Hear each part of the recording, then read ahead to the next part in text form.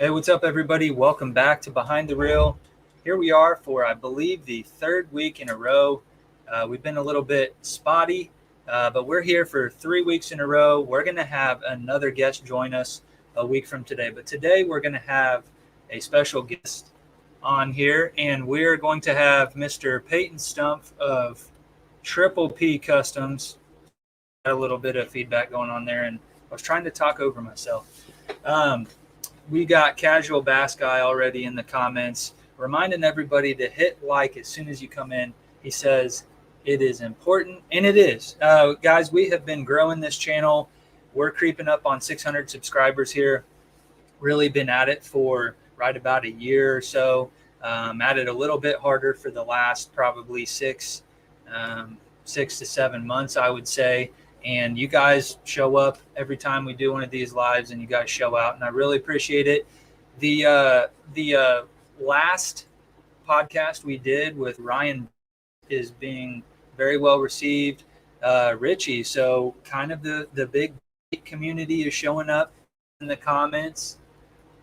The swim bait slinger, and so he's actually got a connection with our guest today, and so it's pretty cool. We've had some big bait guys on here. We've had Edwin on here, and pretty cool to see the big bait community showing up for these podcasts.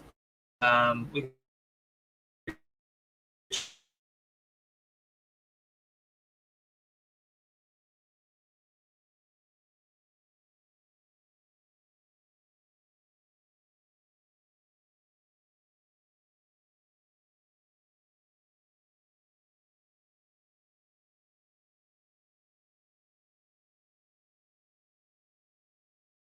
If I am cutting out here, I think I may have just cut out for a second. Looks like we might be back in action. Somebody in the comments, let me know. Are we good?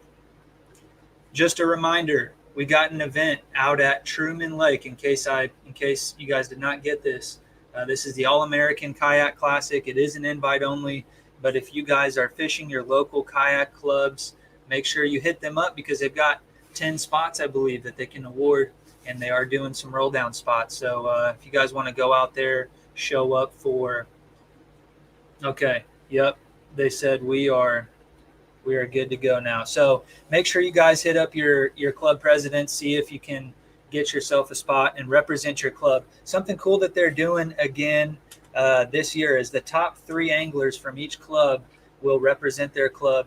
The best club score will actually get an award, and they can take that back home and have bragging rights for an entire year. So a pretty cool deal. We'll have some swim bait kayak anglers out there, and they will be swinging for the fences. So something else too, next week we're bringing Justin Russell, owner of Russell Marine Products. He is the current Kansas Bass Nation Kayak Series champion, and he is going to be representing the Kansas Bass Nation next year out at the Bass Nation Kayak National Championship that will be held in conjunction with the Bassmaster Classic. So we're actually going to be live from RMP headquarters in El Dorado, Kansas. Kind of a cool deal. We'll actually do that one side by side next week. So make sure you guys mark your calendar. Show up again next week, 8 o'clock, Wednesday, 8 p.m. Central Standard Time. Guys, we got a couple people here in the comments, so it looks like we'll go ahead, bring Peyton on the line, and get right to it. Hey, what's up, man? Hey, how you doing today? I think yeah, I think maybe the connection might have been on my end there. As you see, I kind of cut out there, but I think we might be good for now. Hopefully the kids aren't going crazy on the Wi-Fi inside there. So, yeah, I went and shut it all off. Yeah. I actually had to switch over to my my 4G on my phone is what I did just to make things easier. Maybe a little bit smoother there. Mm-hmm. Okay, man. Well, excited to have you on the show here. We've seen. Thank you. Honored to be here. Heck yeah, man. And I've learned a little bit about you just in the last, 10, 15 minutes that we were talking here. But go ahead and just introduce yourself. Tell them about your business and about how you got into fishing and painting baits. Well, actually, it wasn't too long ago. By the way, my name is Peyton Stumpf. I own Triple P Customs. I'll start off like that. It wasn't too long ago. I was in my garage. We were fishing a tournament about this time of year, and it was going to be a sunny day the next day. So I took a rattle can and I just laid some stuff over it, and I slapped it with a rattle can, and it came out cool. And I ended up posting it on Swimbait Universe, and I got quite a bit of like, oh wow, that's rattle can, and I was like, yeah, that's rattle can. You know, like people were digging it. So and he's like, hey man, I have some baits. I'd like you to do your. I was actually using nail polish too at the time. He's like, I'd like you to do some of my baits like that. I was like, yeah, man, that's cool. You know, I'll do it for free. So I did it for free, and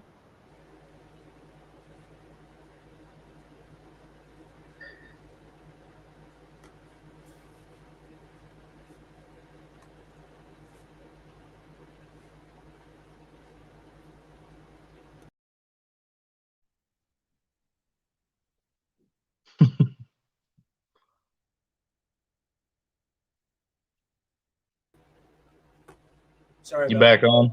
I'm Oh, back. it's all good, buddy. If I cut out or something, you can just keep going. My bad there. I'll tell it. All right, my bad. Anyway. So I don't know if everybody heard you there, but if you just want to kind of pick up, you said. Yeah, I'll pick up. Anyway, I started doing some more baits, and I was posting them and stuff like that. And I did a deal on Swimbait Universe and Swimbait Yellow Pages that I'd like 5 from each group to send me a bait, and I'd paint it for free. And this was strictly practice, you know. And I had a huge following to it, you know. And they were like, "Yeah, man, I'll send you a bait." And you know, it obviously it wasn't going to be state of the art work, and they knew that, but they gave me a shot.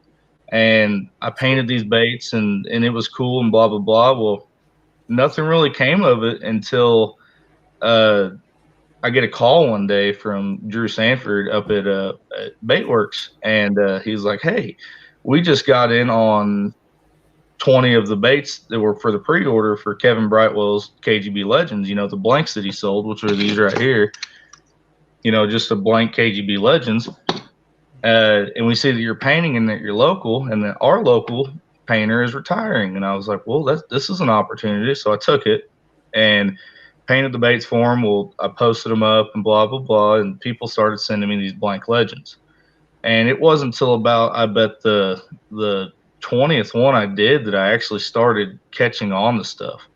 But prior to that, I actually posted on a painting page, a swimbait paint, not a swimbait painting page, but just a lure painting page, and asked what the best compressor, because it had been going through my mind that I might need to pick up an airbrush, and I asked what the best compressor was, and a guy named Peter hit me up, and he's been my mentor ever since, man. And he's a big swimbait painter. He's the rat king. He can paint a rat and make it look absolutely beautiful. And he hit me up and he's like, "Hey, try this compressor and blah, blah, blah, blah, blah." Well, here I am, my curious mind. I asked him a million questions. Just bam, bam, bam, bam, million questions. He was not hesitant whatsoever to answer every single one that I had. And I had been telling him, I was like, he'd asked me, "Well, you got an airbrush?" And I was like, "No." And he's like, "Well, check this out. Send me your address." Well, he ended up sending me my first airbrush, and it was an Iwata HBCS, which was a bottom fed Iwata. It had these big bottles, and it was a bottom fed. Well, that got me started, and he's actually the one that got me started on how to do my scaling and stuff like that. And it just led on to a good relationship, a good friendship after that. And man, when it comes down to it, is I was in the paint booth for hours on end, and I was working an 8-hour job. I was actually working for Bait Wrx. Drew hired me on, and I'd come home and I'd just spend hours upon hours upon hours trying to perfect this art of doing swim baits. And if I told you my first ones were pretty, I'd be lying, because my first ones were pretty awful. But we all start somewhere. And I just started picking up on little tips and tricks and blah, blah, blah. And I had so many baits coming to me at the time, I just couldn't handle working a full-time job and doing these baits.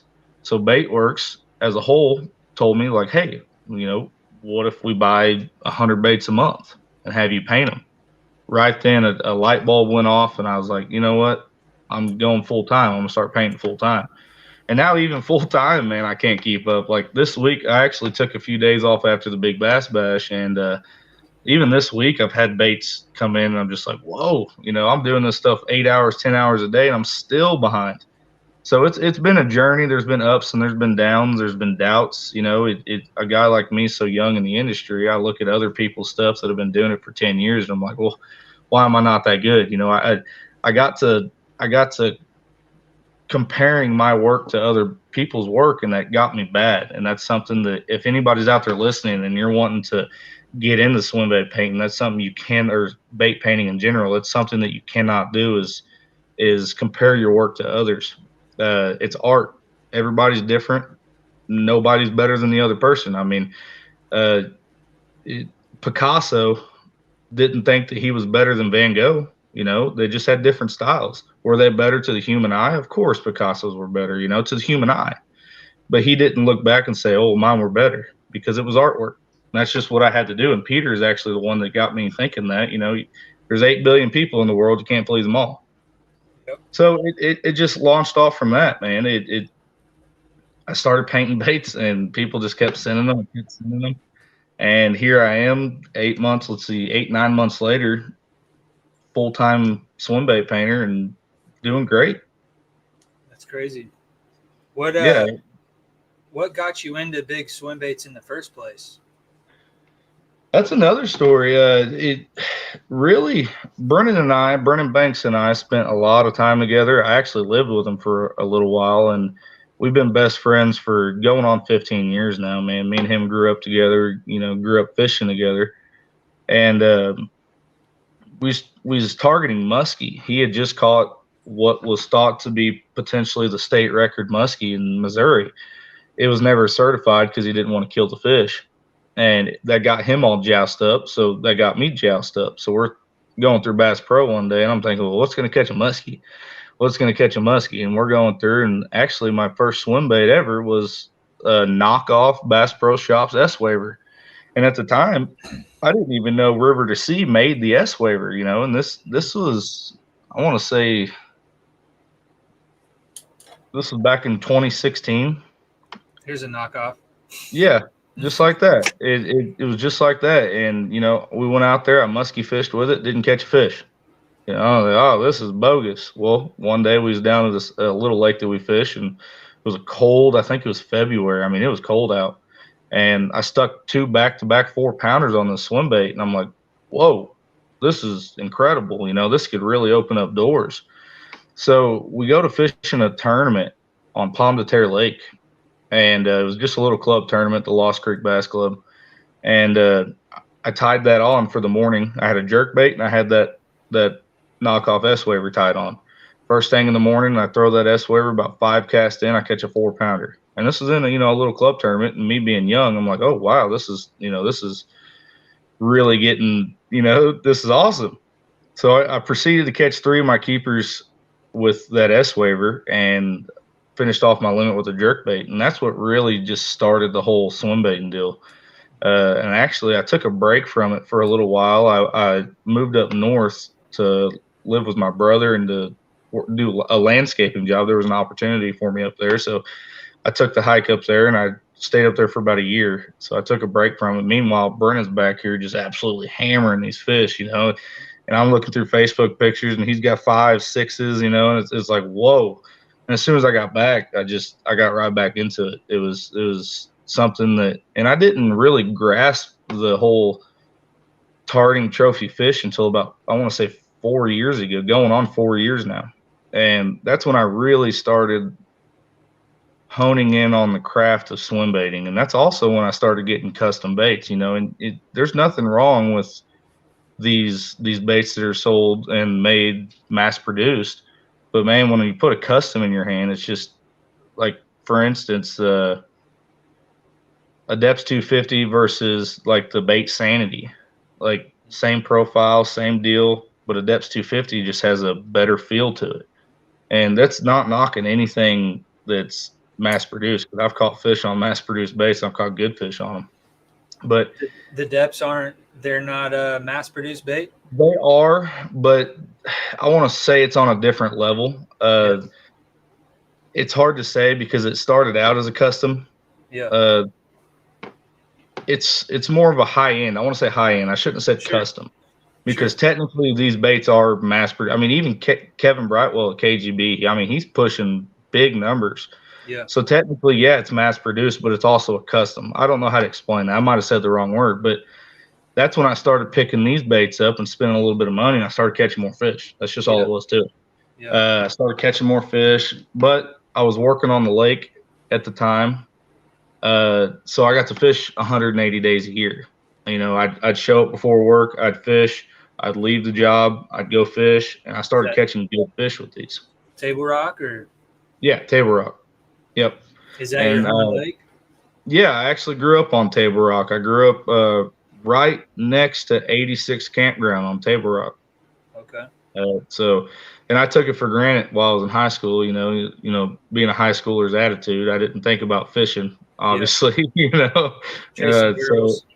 Yeah, it party and stuff like that. So it didn't ever hone in on me that I had the lake right there and I could have learned so much. But the swim baits, man, I look at it at a different way. I think that people that start swim baiting before conventional, it will help their conventional. People think, oh, throw conventional before you throw swim baits. I think the complete opposite. I think that if you start learning the angles that you need to take, the presentation, the stealthiness, the reaction. I mean, even last weekend at the Big Bass Bash, we were throwing jigs, and my partner was catching them dragging, and I wasn't catching anything out of the back of the boat, man. I was struggling. I'll be honest with you. Well, I started, finding a pile or a rock pile or just some kind of structure I came up on, and I'd take that jig and I go pop, pop, pop, and it would dart off, and man, they were starting to eat it. And even with swim baiting, that's what got me thinking, like, the way I throw a swim bait personally is I fish them fast. And even in the winter time, I fish them not as fast as I would in the warmer months, but quicker than people would think. You take a swim bait, for instance, in the middle of December, I'm only letting that bait go down 2 foot. And then I'm just like an A-rig, just a nice steady whine, and they will come up and eat it. If they think that their energy exertion is worth that bait, that big bite, that one meal that they can last 2 weeks on, they're going to come up and eat it. So it's taught me more about conventional fishing.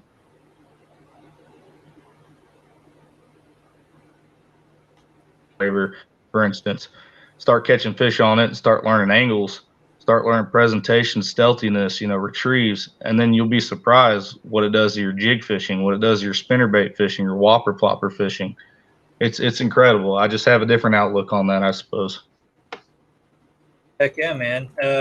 You see Mike in the comments there. He says there's still a chance for him. If he's not good at conventional fishing, he just might be good at swim bait fishing. So, and yeah, it comes down to the fact that swim bait fishing is not as difficult as people put it out to be. Time on the water, time on the water, time on the water. That's what makes a good swim bait fisherman. Am I the best by any means? Absolutely not. Do I catch the biggest fish? No. But I catch a lot of fish. I'll tell you that. I enjoy what I do. I enjoy the craft of swim bait fishing. And that's another thing is guys wanting to get into swim bait fishing. I burnt the mentality in my head that fishing the swim baits is fun. Fishing a 9-inch glide bait like so, it's just fun. So catching the fish is always a bonus. I find it as that, and they can be utilized as tools as well. You don't necessarily have to catch fish on these swim baits to make them work in your arsenal. You can go out with a giant swim bait, 10-inch, a depth 250 per se, a KGB King, something that's absolutely massive that you would never think a fish would eat when they do. But you'll get those followers. You'll pull schools out of brush piles. You'll pull schools off of corners of docks, and then you can come back the next day and you know where those fish are. It's kind of like a live scope in your hand. Heck yeah. You can use it as a tool, and that's what these baits are. None of my baits hang. They get utilized. It's just how it is. Shout out to Outdoor Life in Oklahoma. Thanks for joining in. It looks like you might have some of your buddies that have tuned in here. Here's one of them here. Michael Moss, maybe. Oh yeah, good dude. He says he likes to fish fast too. He's a local swim baiter as well. He does good for himself. 2 questions. Sorry, go ahead. I was just talking about Michael. He's a great dude. He's one of those guys I could break down in Texas and call him, and he'd come get me if he could. Yeah, heck yeah, man. That just while we're on that topic, that's something I'd like to touch on. You mentioned that you had somebody kind of take you under your wing, send you your first airbrush. You see a lot of that in the big bait community, in the swim bait community specifically. I think you see it, in conventional fishing and, like in the kayak clubs too. But that's just something I've noticed about the swim bait guys. They really look after each other.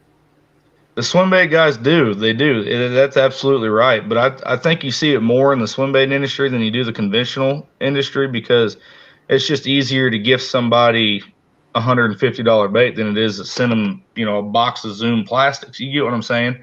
So it's more sentimental. I mean, there's baits out there that are swim baits that are incredibly hard to find. It's a sentimental aspect. And, we've definitely gained a brotherhood. There's like Swimbait Universe and Swimbait the South. Definitely a brotherhood, man. And I wouldn't trade it for the world. And is it, this is just a thought, just something that just crossed my mind. Do you think it has anything to do with maybe that there's less it's less competitive with the swim bait guys? Like it's more of like the thrill of... There's plenty of competition in the swim bait industry for sure. Yeah. Oh yeah. You got your big bass. Whether they want to admit it or not, there is.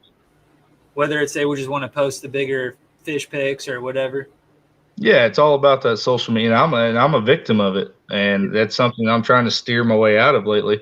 I'm a victim of it, 100%. But you're also like it's helping your business too. So like, yeah, you kind of get sucked into, being on your phone all the time. And sometimes that's aggravating, but at the same time, it's allowed you to quit your job. And, what I like to tell my wife that I fish for a living. I don't, but I work in the fishing industry. So it's like as close as I'm going to get to fishing for a living. Oh, don't give up on your dreams, man. That's for sure. It ain't as close as you're going to get, not if you don't want it to be. Yeah. But here's the thing with that. It goes back to me, what you were just saying, the competitive aspect of it is I can look at someone else's paint job and be like, man, I wish I was that good, or man, he's good. And you have to admit it. You have to give respect where respect is due. Yeah. But then again, you see guys that, they get 400 likes on a paint job, and you post one up that's a good paint job and it only gets 50. Even though I'd like to admit that it doesn't get to us, it does 100%. And I don't think there's a painter out there that doesn't have a little bit of envy towards someone else's paint. That's just how it is, whether they want to admit it or not. That's just how it goes. It's the same with any business you run. Yeah.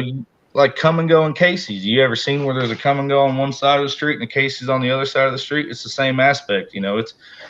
There's definitely competition in the swim bait industry. Like for instance, the deep divers lately. Yeah. Manny Otero, man, he makes a killer deep diver, and all of a sudden, like he had a guy play second in a big bass event with a 10-something, a 1028 or some goofy number. Let's just say 1028. All of a sudden, and Johnny Ellis got on a deep diver kick. And all of a sudden, it's just bam, bam, bam. Here's a business. Here's a business. Here's a business. It's like racing to the moon. I heard someone say that the other day. It's like the race to the bottom of the lake. Who can get the deepest? Who can make that deep diver go to the deepest with the less drag? It's really cool. So the competition isn't a bad thing whatsoever, because it makes some of the best baits. Yeah, I like the idea. I've been eyeballing that fritter. Is that what he's calling it? Yeah, that 2-piece fritter. Yeah, and Brent's a great dude. Here's actually one of his baits right here that I painted. Yeah. Some of the strongest damn clear coat I've ever had to strip in my life. I mean, when I say it took me 4 hours to strip this thing, it took me 4 hours to strip this thing. Great dude, makes a great bait. I will shout his baits out. This is a donut. This is a Brentley Grady donut, man. Go check his stuff out. They His catch them. stuff is, they do, man. I mean, you don't get many glide baits with that knot. You just Yep. don't. And his baits are super stable too.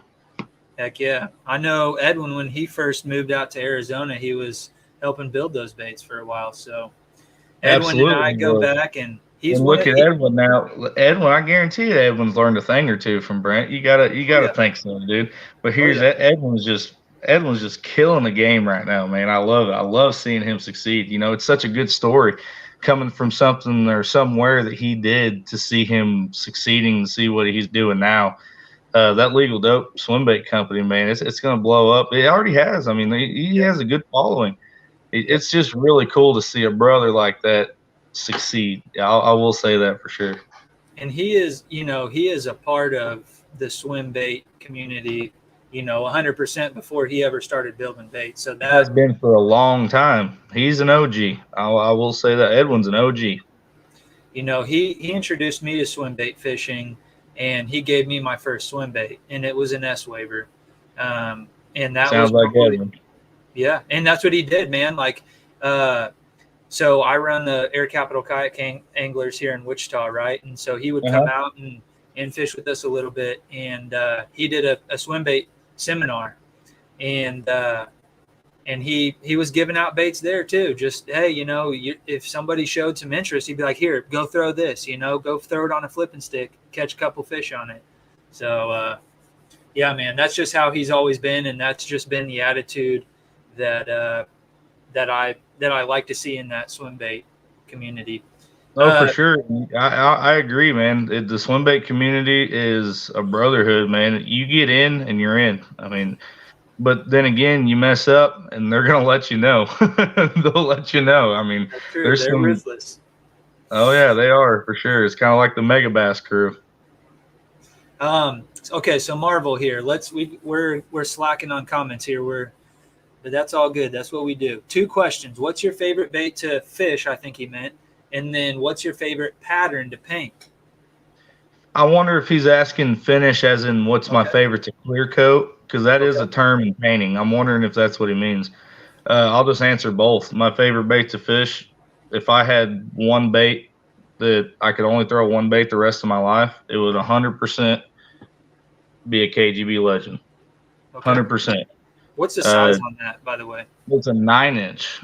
Here's a crappie version. It's a 9-inch swim bait. Here's a Chad shad next to it. Okay. So it's the 9-inch version, man, and that scares people. I got a fly flying around my paint booth right now, driving me nuts.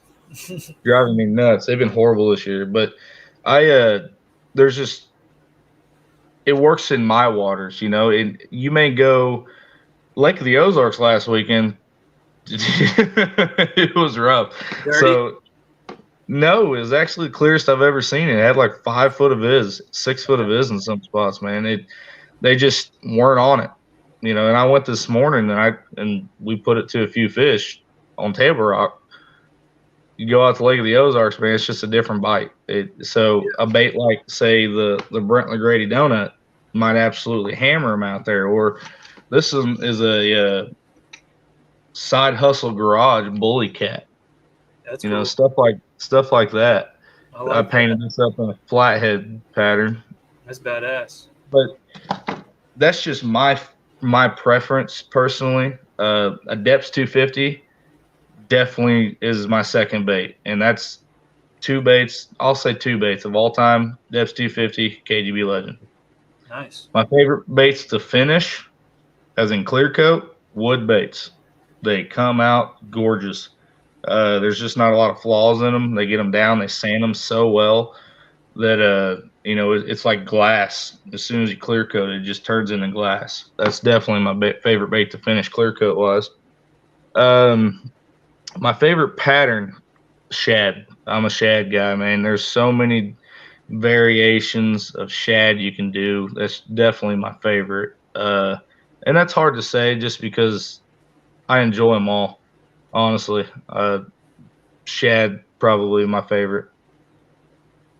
Back Yakin says, I just have more fun fishing big baits. The constant anticipation factor the whole time. It's like fishing a frog 10 years ago. Absolutely, man. I agree. I So agree 100%, man. And I feel that anticipation too. And I've been doing it for a minute. You know, I still have that. And that's another thing is like, that's a good thing to have on your side when you're fishing a swim bait. You always got to think that there's a 10-pounder following it.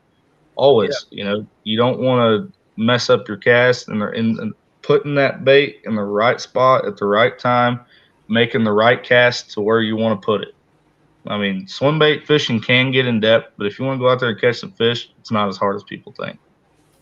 I I get that though. The anticipation, 100%. Yeah, that's one thing that sticks out to me. You know, um, when him and I met out at Kingman Lake, and he was showing me how to fish, you know, this S waiver, right? And so that was something that really stuck out to me was, you know, you really just got to picture that there is a fish following this thing the entire retrieve, you know, and 100%. you just don't think that way with conventional tackle for whatever reason. I don't know. It's just like you're just in the how many casts. Now imagine if you did. Yeah. And then that's what you were saying earlier. You know, if you go with that big bait mindset and take it to conventional, then I can see that. Oh yeah. 100%. I mean, say you got a brush pile on a point sitting in 30 foot of water. It's seen a million baits get drug out in the deeper water. How many baits is it seeing being drug uphill? Those big fish get accustomed to that stuff. You know, that's their home. That's where they live. Like Matt Allen on Tactical Bass and says, I think it's Tactical, but no, it's Theories of Swim Baiting, the Working Class Zero. He says they basically live in a fish bowl. You know, you can educate those fish not to eat. You can make a catchable fish uncatchable. And I agree with that 1,000% because I've seen it happen. I mean, we were on a bite last summer, and that's when I broke the Moyak record with that 24-incher. I was on an incredible bite, and I think I had 109 and a quarter. And incredible bite, week after week, and then all of a sudden, and that happens in fishing. But to not catch anything, I educated those fish is what I did. I went to the same spot, fished the exact same angle for 3 weeks straight, and I educated those fish is what I did. It was a big learning experience. Heck yeah. So seeing a jig come uphill, that's something different. That's something that 7-pounder, 6-pounder sitting in a brush pile doesn't get to see often. So that's what I was getting at is fishing swim baits, and you take it to conventional tackle, man, it could really, really help. That's just opinionated. Anything I say is not factual. It's just stuff that I've learned firsthand. Well, I mean, you know, you're right. I mean, these fish see lures day after day. So, you know, you got to find a way to make them stick out, either make them react or to, you know, make them stick out. Yeah. And that's another thing is, say a lake like Table Rock, for instance, you're not fishing that legend to have them eat it. You know what I'm saying? You know, if you go out there and you throw that bait slow in the middle of July, they're not going to target. They're threadfin eaters. You know, they're bluegill eaters. That's what Table Rock is. It's full of threadfins. There's gizzard shad eaters in the lake. But that reaction is why you're catching 90% of your fish. They're not going up there to swallow a 9-inch gizzard shad. And I've come to that conclusion because of how many pound-and-a-half fish I've caught on a 9-inch bait, how many pound-and-a-half fish I've caught on the depths 250. They weren't trying to eat it. They were just pure reaction. You know, they're fired up. You got them pissed off. And they come up and they hammer it. Yep. Heck yeah, 100%. Man. Yeah, and I definitely noticed that throwing that nuisance wake that I got from Edwin. It was, you know, catching little guys on it, but the way they would hit it was just, you know, get the heck out of my area. This is my spot. You don't belong here. Get away. And it sounds like that happens on the glide too. You know, I kind of assumed it was more the erratic, you know, action that you get out of like a wake, you know, style bait or a build bait. And that erratic action triggers stuff. What I like about Edwin's wake, that baby slap trout that I got, is you could be reeling that bait, and then, you know, halfway through your cast, that bait could just kick out a little bit. And that's, I mean, a lot of people would look at that and say, well, this bait isn't swimming true. Me, I look at that as that's awesome because if I have a fish even halfway following and that bait kicks out, that's a bite almost every time. You know, if I could get it to where that bait does it right next to that piece of cover every time, you'd have a perfect bait. It's just how I look at it. You got Logan Helms repping the 417. Hey, buddy. Michael Moss. Am I saying that right? Yeah, Michael Moss. I call him Moss. It might be Mass. I don't know. He's an Astros fan, so it doesn't matter. Catch the 3-pounders for these fellas, he says. And then he says, one dude ran his over and just had tire marks on the clear. Still swam great. Maybe talking about the LaGrady one? I'm not sure, but when you were talking about how thick that clear coat was and how it took you 4 hours to strip it off. Oh yeah, that dude's clear coat is incredible. I mean, he's got it down. And another guy that has it down and dialed is Robert Finanzi, man. That dude, it makes some incredible baits, and his clear coat is second to none. I mean, like Paul Smith said in the podcast that he did, the Cast a Crank, being a visual good painter doesn't make you a good painter. Your paint skills and your durability of your paints are what make you a good painter. Okay. Period. You know, and in the beginning, I had adhesion problems, and I think everybody did at one point or another. But I had adhesion problems. I was having little flakes come off of my paint jobs, and since then, I've learned that comes all in prep work, man. If your bait's not prepped right, prep work is 85% of it. It's just how it is. Yeah, absolutely. 85% is prep work, 10% is painting it, and the other 5% is clearing it and make sure it cures. But I had adhesion problems, and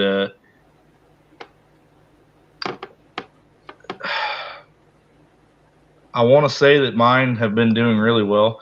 I don't have one here that I fished the tar out of. I'm getting rash, but I'm not getting flaking anymore, and that's what matters. I don't care if it rashes. You know, baits are going to rash, but big old flakes coming off of my stuff, that ain't cool. And I've only had to repair one, and it was on a paperweight. But it was a big flake, man. I'm talking like the back half of it right here came off, like the entire paint job, and I was like, oh my gosh. So then I got to talking to some guys, and I learned a few tips and tricks on how to prep your bait and stuff like that, and it changed. So whatever he's doing, whatever Brent's doing, man, it's top notch. Oh yeah.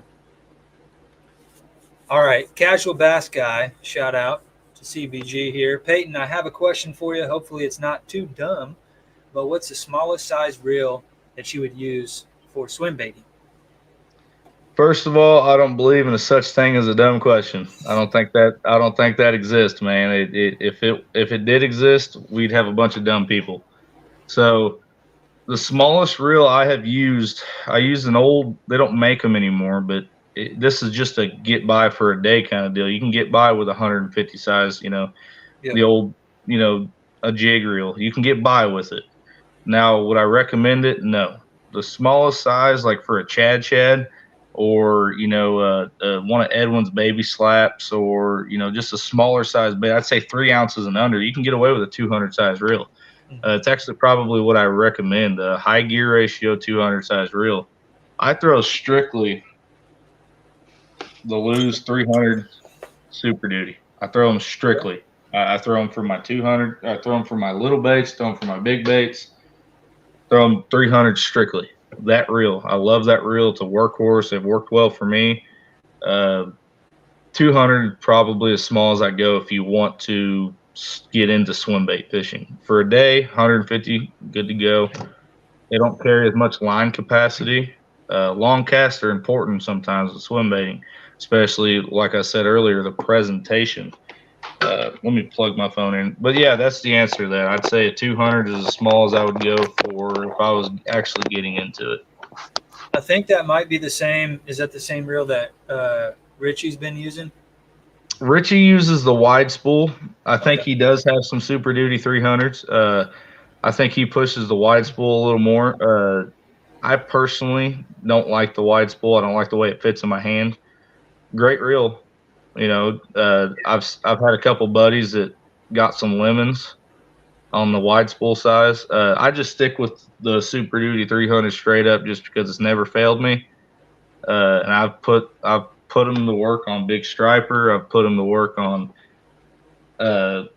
big smallmouth, largemouth. I haven't caught any muskie with them yet, but that's going to change this year. Oh yeah, man. I've never caught a muskie. We've got actually Kingman where Edwin and I went out and he taught me how to throw a swim bait. They've got pike in there. It's a very small. Oh, that's cool. Yeah, very small lake, but they've got pike in there. It's like one of the only ones in the entire state that has it, and I got the pike fever for a little while, and they're fun to catch. But I've never caught a muskie. That's something I need to, because I can just come over to Missouri and catch one even. Yeah, there you go. It's one fish that in the few trips that I've taken chasing them has frustrated me so bad it's unreal. Yeah. Well, the fish at 10,000 casts. I mean, you shouldn't feel too bad. Yeah, it's just a frustrating fish to chase. Like say you spent 25 hours that week chasing one, you get a 45 incher to eat, and it comes off. Stuff like that. That's a frustrating fish. So that's what's driven me to chase them more this fall. And I'll be throwing my big expensive swim baits at them. That's just what I'll do. Yeah, I mean, fishermen, bass fishermen, swim bait fishermen, I think we're all kind of gluttons for punishment. It's like if we can't have something, we just want it even more. Yep. 100%. 100%. Yeah, it drives me. And that's one thing that drove me in the swim baiting, man. I didn't go out there and just start catching fish. Actually, the first trip I ever took with a Chad shad, I had a 6.5 pounder on a point on Table Rock. After that, it took 2 or 3 weeks for me to get accustomed to it. I just got lucky. I took the right cast at the right time at the right angle. I got lucky, caught that fish, and then I struggled. But me struggling made me lay down in bed at night thinking about the next morning. What am I going to do different? How am I going to do it? What angle am I going to take? Stuff like that. And it eventually all kind of fell together. I mean, I didn't get to where I am at in swim baiting just overnight. It's just.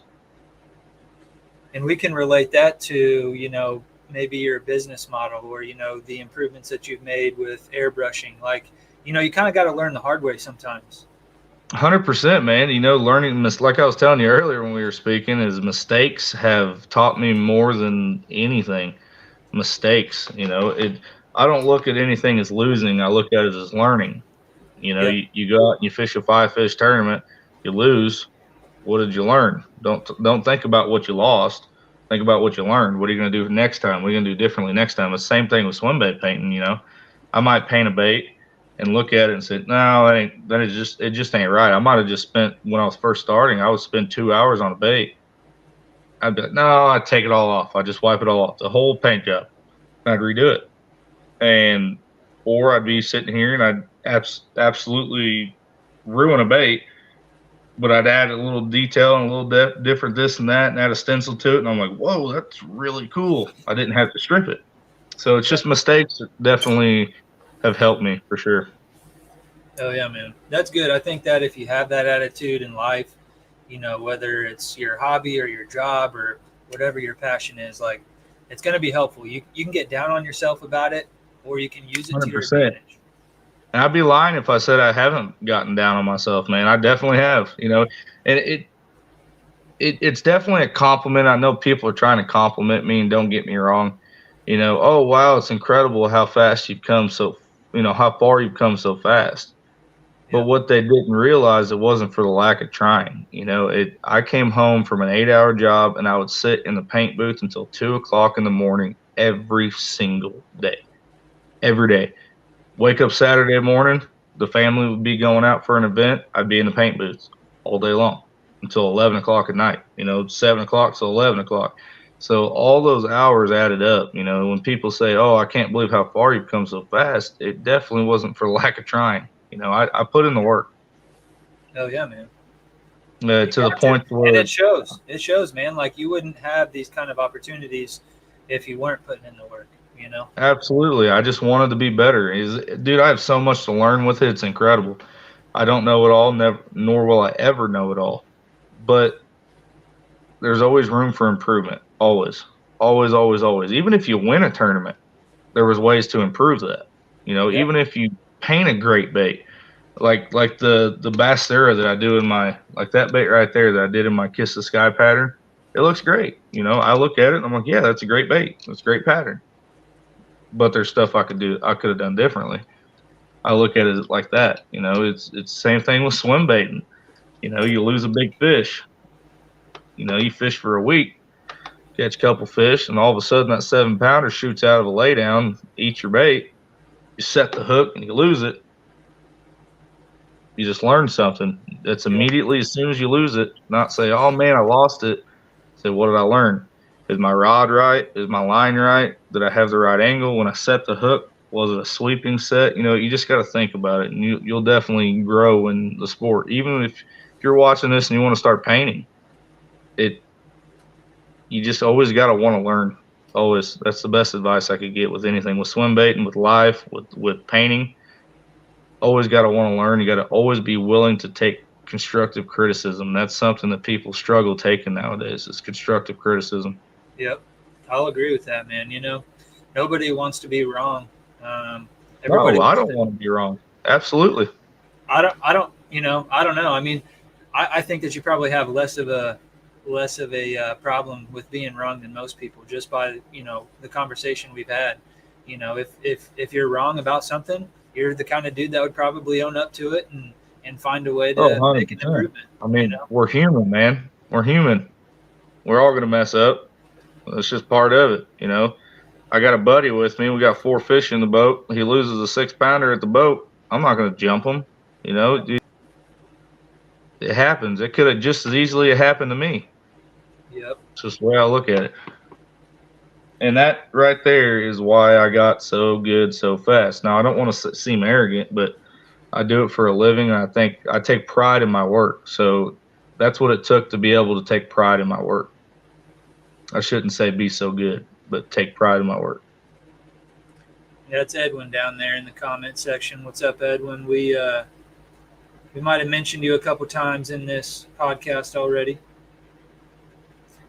Logan had a question, and we kind of touched on it a little bit, but are swim baits strictly for big bass? Just kind of go into that.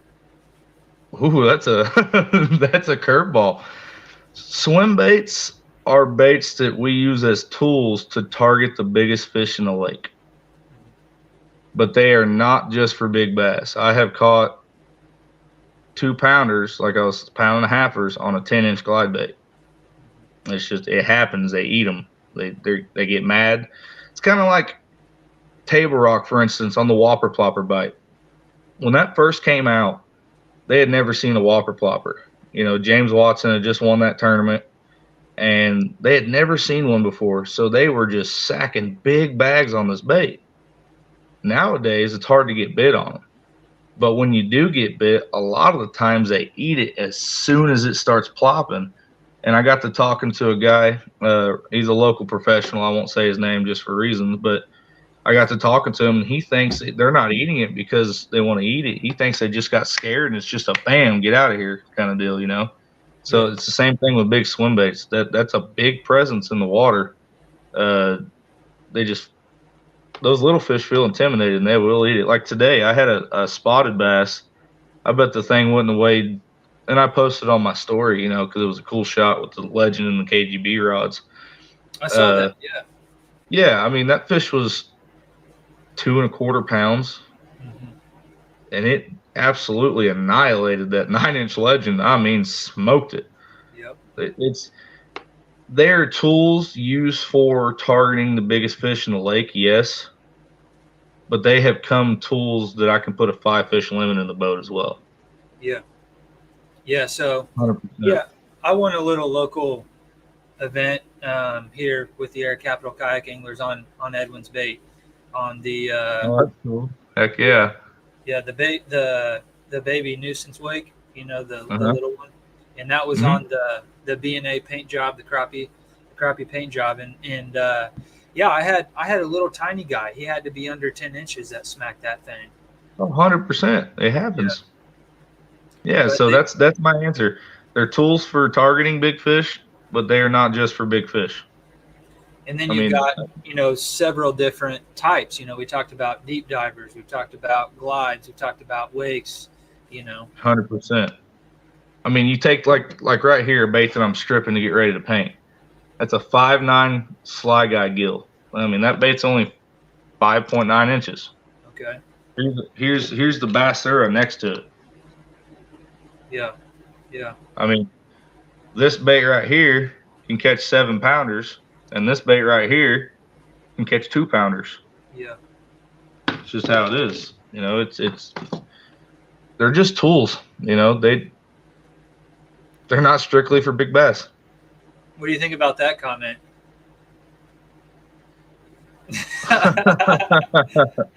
He's right. And shout out to Brennan Banks. Thanks for tuning in, man. Yeah, he's pretty well known for putting big fish in the boat, ain't he? He's probably the most prolific swim baiter in the Midwest. Yeah. I'll give him that title 100% any day of the week. That guy, him being my best friend, I don't want to seem like I'm seeming biased, but he's put in the work to do it. I've learned a lot from him. I've learned a lot from Brennan. Heck yeah. 100%. Yeah, he's good. Oh yeah. So I think I saw a picture recently. I think maybe Richie had a big old brown, and he had some other species that they were catching. I don't know. Yeah, they had fun that day. It seemed like that'd be a cool double up, a big brown and a walleye. That'd be cool. What it was. Yeah. So okay, talk about that. Like how much experience do you have catching, non-targeted species with big swim baits? Like multi-species? Yeah. I haven't, to be completely honest, that's an area that I don't really have experience with, man. I haven't really went and targeted walleye with them. I haven't really we've caught striper on them. I caught muskie on them last year, and we were targeting them. But as in like trout and walleye, and that's something that I want to do. I want to get in, and I think Brennan and I are going to go this fall and try to target some big browns. It's just something I don't have experience in, man. Muskie and striper are about the only thing I've ever targeted with big baits. I can't really speak for anything else. I know they'll lead them. Yeah, that was a big old walleye he had in that picture. And yeah, it was a good one. Caught it on a Triple P. Caught it on a Triple P Customs Legend. Shout out to Triple P. Hey, tell them how to get one of their baits painted by you if they want to. You just follow Triple P Customs, a page, or shoot my Facebook, Peyton Stumpf, a message, and we'll go from there. Right Facebook, now, Instagram. Yeah, just Facebook. I really don't do Instagram. Okay. I have one. I don't keep up with it. Yeah. Yeah, Triple P Customs, and that's with 3 P's. I thought that was witty, but it really confuses people. I have 3 P's in Triple P Customs. So okay. My wittiness kind of confused people. I got you. Okay, so Triple has 3 P's? Yeah. Gotcha. I didn't even it does, doesn't it? Mm-hmm. Okay. All right, well, check him out, guys. Hit him up on Facebook if you guys want a bait. You might have a little bit of a wait. Sounds like the guy's pretty busy, but if you're patient, you just might get one of those. What is one of your favorite paint jobs? You said a shad, right? Shad is definitely what I started getting good at, but I don't have a bad gill pattern. I mean, I love painting it all. I mean, like this is a flathead catfish. You can't really see it well because of my lighting, but I mean, yeah, I like painting cool stuff, like odd stuff, like my Kiss the Sky pattern. And, I got a crappie pattern that I just started working on, actually. That was probably one of my first crappie patterns I ever did. And I just did it last week. I did it last week. And is that did you say that's a legend? Yeah, that's a KGB legend. Okay. Heck yeah. And I always put buttholes on all my baits. Yeah, I got to. Why wouldn't you? If you're not painting a turd cutter on your bait, you're not a real painter. Oh man, I love it. Hell yeah. You need that realistic advantage. I mean, 100%. I mean, even on the Grady, man, you gotta have one. I That's think funny. I did a little batch for Edwin. I did some of his bigger nuisance in an Asian carp pattern, and Yeah. I put him on all of his too. And I get comments all the time, man. Guys will get their baits in the mail and message me, and the first thing that they say is, "Hey, I like the butthole." It's like, oh, you don't like the paint job? You just like the butthole, huh? It's Oh, just something that kind of gets conversation started. I'm gonna go Sharpie a butthole on all my swim baits. It did. I'm telling you, it's magic. Okay, so Justin Royal. Okay, what Hmm. he? I think he just posted a video today. He lost a couple KGBs. Are those ones that you painted? Yeah, they are. Uh, Magic school bus, right? That guy is rough on baits. I'll tell you that much. He he actually messaged me, and I had no clue he had a YouTube channel. He actually messaged me one day and said that he had bought some baits from Bait Wrx that I had painted. They were Chad shads, and it was that smoke and tequila color, what they call six shad. Okay. And he was catching fish on it, and he lost it. So he hit me up. He's like, "Hey, can I get another one of those? They're out of them." And I'm like, "Oh, I can work you in somehow. I can figure something out for you." And so he messaged me not too long ago and says he lost more. I'm just like, man. So he's such a good dude, man. He loves the sport of bass fishing, and that's what's awesome. He gets hyped. I'm actually gonna paint him. We're gonna start a series called the Royal Shed. He's actually gonna help me design a color that I'll do, kind of like this is a face wrecker gill I do. It's just a mass produced color I do. Like if I do batches and stuff like that, that's That's one of them. good. And then the kiss the sky pattern is another one that I do. So I think the Royal Shed, that's the kiss the sky Hmm. with a bluegill on the other side. Oh, So nice. it's like the old bandit mistake. That's cool. So It's real good, man. it's actually a giveaway bait that we did for a guy on Swimbait Unit, Peter. He caught COVID, so we did a little raffle for him. That's another thing you were talking about earlier is the Swimbait guys being such a family. We help each other out. But we're gonna do that Royal Shad. He's thinking of doing like a bone and silver, so that'll be fun. I'll definitely have to do something sweet for him. Yeah, that'll be awesome, man. And he's got a pretty good following too. I've been following him on YouTube for a little while, and you can tell he just does his own thing, you know. No, 100%. He's loving life, man. He doesn't care about anybody else. And I said that a little wrong. Like he doesn't care about the hype. He doesn't care about anything. He just goes fishing. He has fun. I mean, you can see the fun he has on in his videos Yeah, hell yeah, man. I think and that the passion that he shares for fishing. a lot of people can relate to him. I think that you know, I've had this thought recently as I'm starting to get back into skateboarding in my Uh older huh. age. And, I've always kind of gravitated to, these like outsider, kind of groups, right? Like fishermen. I think sometimes we kind Yeah. of have our own little thing. I guess I'm drawing a blank for the word that I'm actually looking Clicks. for. Clicks. Yeah. That's what I call them. What am I thinking of? But you know how it's, anyways. But yeah, it's just really cool that he kind of has that vibe, Oh, 100%. He just does his own thing. kind of like the I rocker mean, vibe type thing or something. yeah, yeah, for sure. I mean, I'm the same way. I mean, I like to be the underdog. I like to be the outsider. I mean, I know what you're saying. I know what you mean. Yeah. I Heck mean, yeah. shoot, I got strictly strange tattooed on my arm. I You know, saw I that. want, I was going I to want mention to, that. yeah. I mean, I want to be the stranger. I want to be and that tattoo is actually a tattoo for a group. Or not even a group, but Strange Music. Yeah, Tech Nine.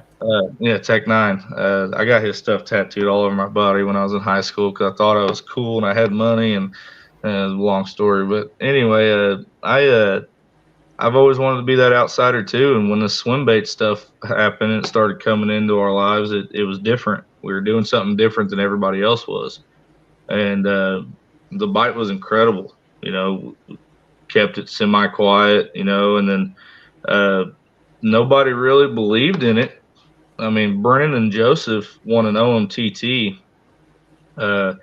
and one of my fishing partners, he actually told me that was one of the first times he ever contemplated buying one was when Brennan and Joseph won that OMTT. And then after that, Cole went in the Big Bass Bash last fall with Brennan.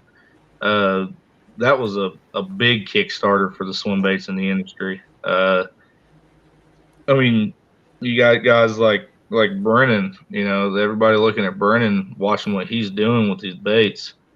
It in the Midwest alone, I mean, you got guys out in Cali that have been throwing them. I mean, it's no secret to the guys out in Cali.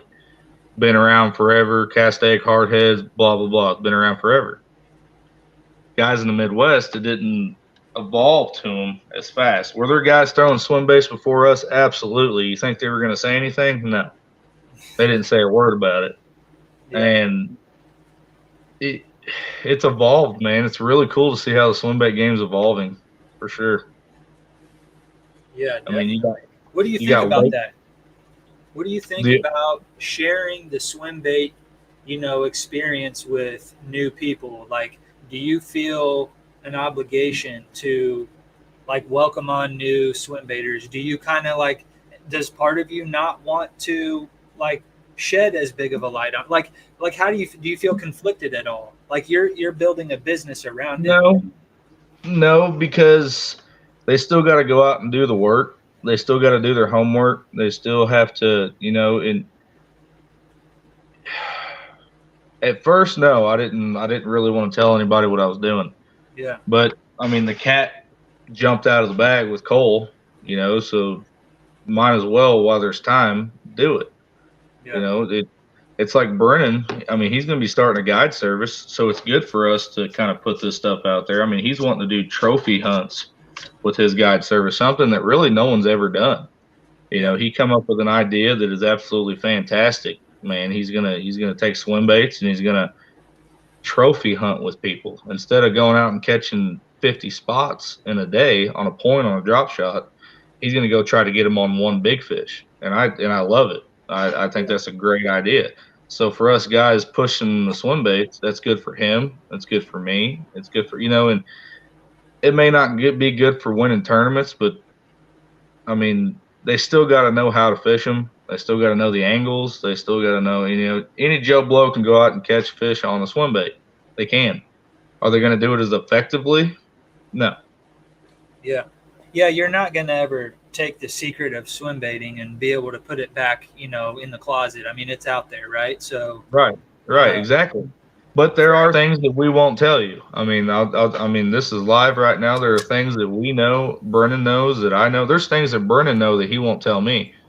There's things that I know that I won't tell him. You know what I'm saying? It's not that we're keeping something from each other. It's just we just don't think about it. It's something that we figured out, and it's just we just don't think about it. We're not keeping it from each other. But there's things that we both know, or Michael even knows, or Richie knows, that he's not going to tell the world. It's just how it is. There's little things, the little intrinsic things in the art of swim baiting that we're just not going to release to the public. It just is what it is. Yeah, for sure. I mean, for instance, Richie, here's one that's not really a secret. Richie likes throwing straight mono, and I did for the longest time. Yeah.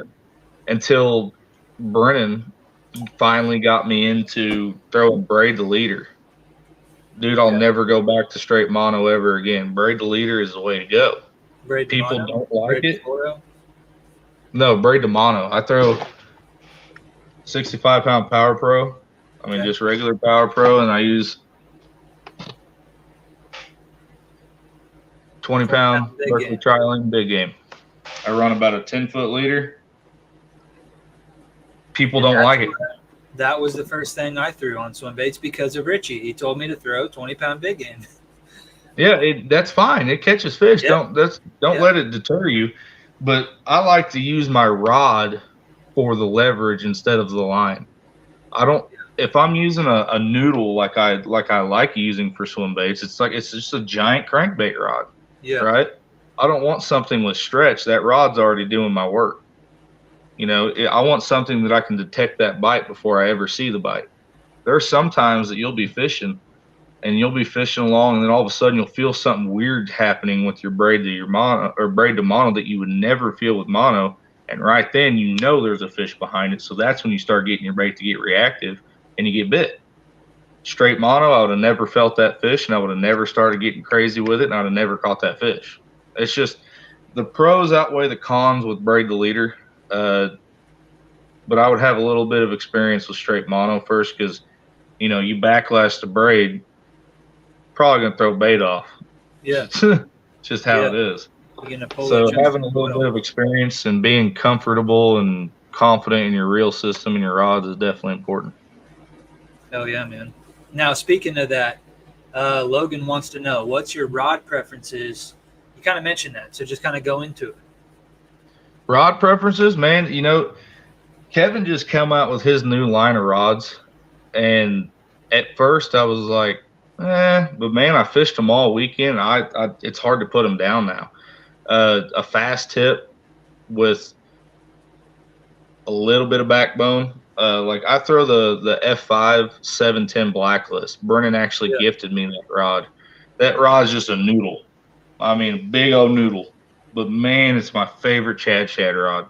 I can't get away from it. I love it. Got to throw in Kevin's, man, that it loads just perfectly down into the blank. So you want something with a little bit of tip, that way you can get that bait to kind of get out and get with it. Yeah. But still with enough backbone to where you can grind a fish in. You can throw those heavy baits all day. I think Kevin's is let's see, I got his Legend rod here. It's a 711 heavy, and it's got a fast tip on it. And what fast means, Logan, if you don't know, it just means it's got a real limber tip. It's got a flexible tip. That's the action of a rod. So that's personally what I would throw. I hope that answered your question. As awkward as I said that. It's hard to explain. I know Logan, and Logan's been I did bend out a big one last fall. It was a $45,000 fish, and it was with a pull. Yeah, it was with a pull cue, and it was with straight mono. Okay. Yeah, I was throwing the wrong rod, and the fish ate right at the boat. Yeah. Right at the boat. Sure. And when I set the hook, I tried to drag it into my dad was my net man. I tried to drag it into the net, and it just popped out. And what I did was I hooked her. Well, I hooked her right here on the outside of the gill plate. Mm-hmm. So I didn't ever get her in the mouth. Yeah. I hooked her in the gill plate, and she just had that leverage, and that one hook, that one little shake, man, she just bent it out. So I didn't get that hook buried all the way like I should have. I didn't let her eat it, but I ran out of room. I didn't have much to do. The fish followed me all the way to the boat. I tried to get her to react. She wouldn't react. Finally, as soon as she thought she had that bait pinned up against the boat, she lashed out and she ate. I set the hook. She bit me out. Right? Or drag was locked all the way down, and that's something that was my fault. 100% my fault. That's what I was getting at. And you've changed your setup, right? I mean, yes, I did, and it's funny because I actually made the same mistake twice, and it was this last weekend. I lost the first day of the Big Bass Bash. I lost back-to-back 6-pounders at the net. Dang.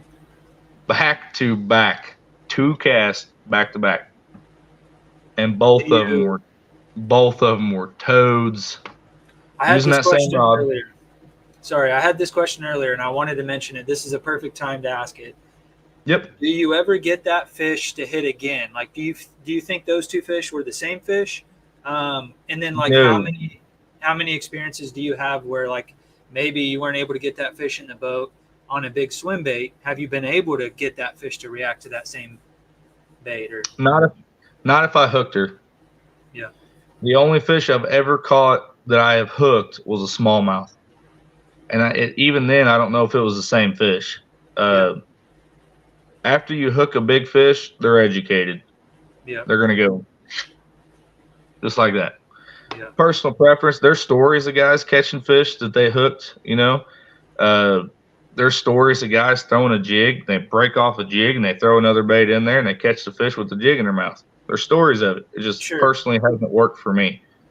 I know the fish wasn't the same fish because I was targeting a brush pile, and it was on the end of a bomb cast. So I unless that fish swam as fast as it could, because I Yeah. got mad.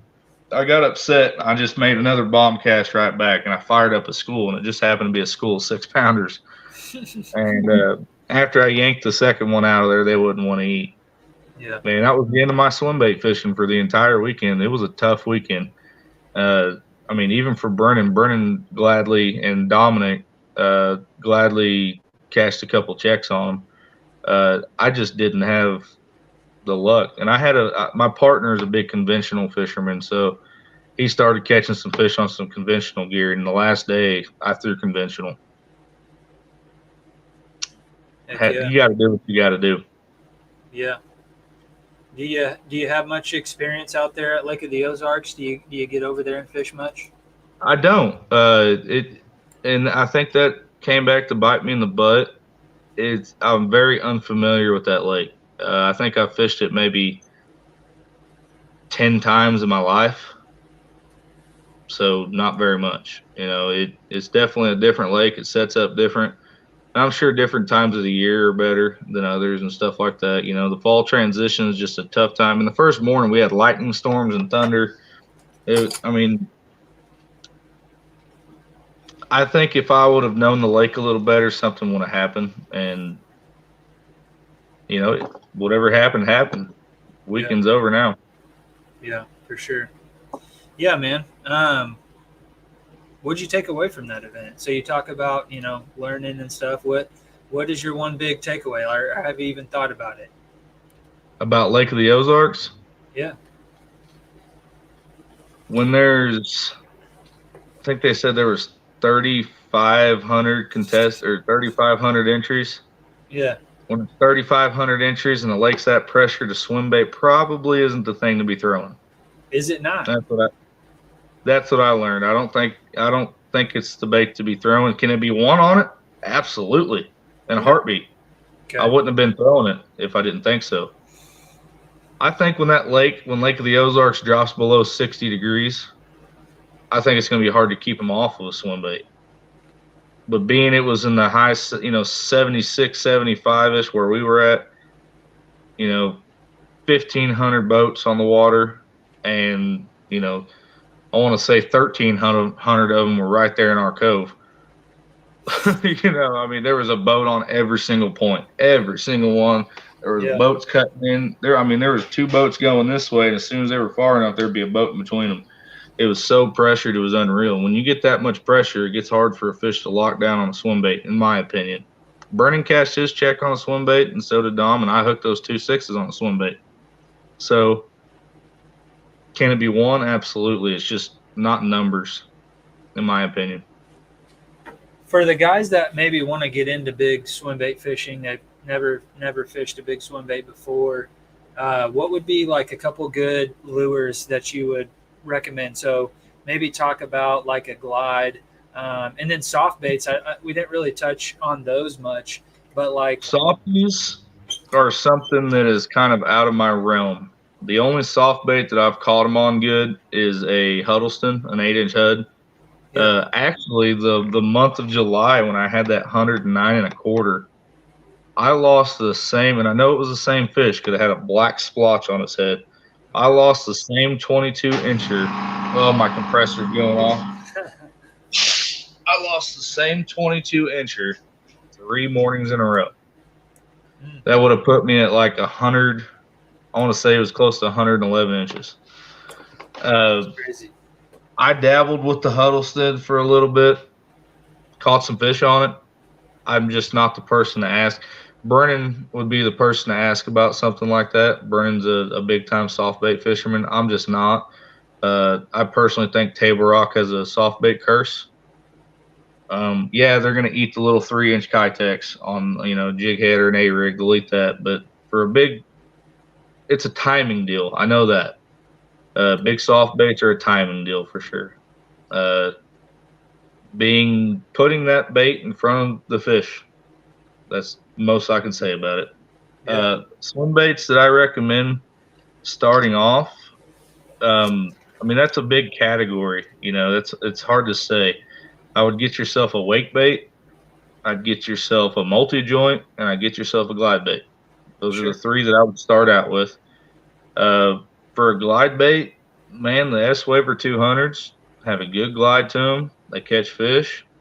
And this is, this is beginner. Yeah, yeah, yeah. If you got a little bit of money, go get you a KGB or go get you a phony or something like that. Yeah. But for starting out, man, the S-Waver 200, great bait. 35, $40, something like that. Yeah, I think it's like 40 something, which isn't bad in the swim bait industry. Some people still might say, "Oh, wow." Yeah. Swim baits are a whole different ball game. Let's see. What about a wake bait? What do you like for wake baits? In wake like bait, the big box category, or the lower price range? I don't necessarily know if it's a lower price range, but man, I mean, my PB came on a Buka Shadwick, a Mike Buka, and I think you can go on Swimbait Universe find one for $40, $30. People unload them. That's personally my favorite wake bait of all time. Just because I've caught so many, because I put the time in on it. Yeah. Straight up. I mean, a donut could outfish a legend at any lake. It's just the time that you're putting in with it. That's all it is. I put more time in with KGB baits and Depths 250 than I have any other glide baits. That's why I catch more fish on them. It's just the way it is. So on that wake bait, specifically the Buka, can you describe like how you fish it? Yeah, I mean, when I got on that crazy bite, and that July bite was actually on that bait, and I throw it out there, and I was letting the rings disappear, and I was just giving it a slow line, and every once in a while, give it a real pop, and it would just kind of dart out and sit there and just let it sit. You can throw it around laydowns and crank it down a little bit. It's still a wake bait, but you can utilize it to run over wood, to run over shallow rock, stuff like that. I really liked it for, waking it on top, and then you crank it and you bust the laydown with it, and it come right over the laydown. And that's the reason I love Mike's stuff, man, is his stuff just comes over wood incredibly. Yep. It's a killer river bait. I mean, Brennan's the one that proved that to me. The Mike Buka Shadwake is just an absolutely phenomenal river bait. And people think, oh, big swim baits and rivers don't mix. They do. Big time. For sure. Multi-joint, I'm going to have to go with Buka's too. I mean, you can get a 6-inch for $50. Yep. His favorite is the 9-inch. Buka's, Mike Buka himself, is a 9-inch. My favorite's the 8-inch. I did just have, not last weekend, but the weekend before, I had a 6-1 on the 9-inch bull shad. I get more bites with it. It's like, for instance, this summer during the shad spawn, I would go down in the mornings before I'd come home and start painting. I'd go down in the mornings, and in an hour and a half, I'd have 20 fish with 15 of them being keepers. I had probably one of the best days of fishing in my life this summer on that 8-inch bull shad. There's a time and a place for it. If you want to learn how to fish it visually, look up the tactical bass fishing video that's on YouTube, man. Mike Buka's in it. That's how I fish it. Nice. That's how I fish it. I burn it, pause, burn. I mean, fast. You cannot outreel a bass. It's impossible. Yeah. So those are the three baits. You can get into like, and I got to kind of be careful what I'm saying here with these baits. There are multi-joint baits out there in the cheaper realm, but for the quality that you're getting with Buka's baits, and they're at a good price and they're readily available, I won't recommend any other multi-joint. Wake baits, Edwin makes a killer one. A baby slap trout, that's a killer wake bait. I just don't know how busy he is right now. He's a busy dude. Yeah, and I heard him say that he's going to do a little bit of fishing. So, I mean, I was kind of hesitant to mention him just because I think he's wanting to take a little break. But his little baby slap trout that he got me, man, that thing is awesome. I just love how you can wake it and all of a sudden, out of nowhere, it just kind of kicks. And it doesn't do it all the time, but if, like I told you earlier, if I could get it to do it next to a piece of cover every time, God, it'd be the best wake bait ever made. And you were mentioning how you like to crank down that Buka wake, and Yeah. and that's really how I was fishing that nuisance. Yeah, And absolutely. I was out in some pretty heavy timber. I mean, I was just throwing it right in the junk, and the thing just come right through it in the grass. Absolutely. His And stuff wood. just comes out. It does. 100%. He's got, and that's why I'm excited about his deep diver he's got coming out of the gathering. I know that thing's going to come over rocks. I know it is. It's going to come over rock piles. Great. I mean, they're saying it's getting down to 17, 18 foot. And if that's the case, man, he's got something made there. Yeah, I think I just saw that. What is it called? Do you recall? The Dredger 18 or something like 18. that. Yeah. I think you're right. But for a low price point on the wake bait, the bio, I can't remember what they're called. Biospawn, Oh, okay. I think they're called. They make a wake, and I might be saying this wrong, so don't quote me. If someone in the comments could concur, they make a good wake bait. Did you ever get into like the Spro rats or like? Yeah, I did get it. Richie's more of the guy to talk to about that. Richie really got into the floating spros and caught a good amount of fish on them. Caught some nice fish on them. I think he had like a 5.2 on that floating spro, if I'm not mistaken. Maybe it was a rat, but I've heard around the bush that they're no longer going to be continuing the lineup with the Spro multi joints, so I can't really recommend that one. I'm trying to think of some wake baits that. Oh man, this guy right here. These aren't too crazy. Okay. I mean, Brian Chapman at Side Hustle Garage makes these bully cats. They're sick baits. Make a loud smacking noise in the water. Those are cool. Definitely different. Oh, they got great action. Oh, a slammer.